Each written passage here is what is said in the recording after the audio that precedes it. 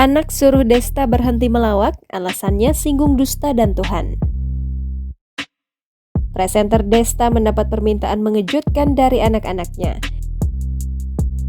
Miska dan Megumi meminta rekan Vincent ini berhenti melawak.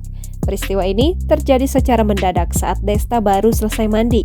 Dua anaknya tiba-tiba saja bertanya soal pekerjaan suami Natasha Rizky ini. Desta pun heran apa yang membuat dua anaknya melarang mantan drummer klub 80s itu menjadi seorang pelawak. Ternyata alasan yang diungkapkan anak Desta tak main-main. Mereka menyinggung soal dosa dan Tuhan. Katanya, contoh dusta yang menjadi tren zaman sekarang adalah melawak.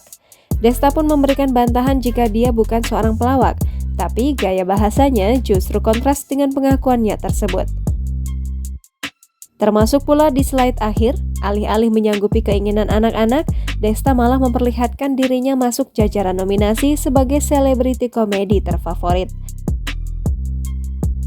Warganet yang melihat postingan Desta berharap sang presenter menang, sebab mereka penasaran dengan reaksi Miska dan Megumi.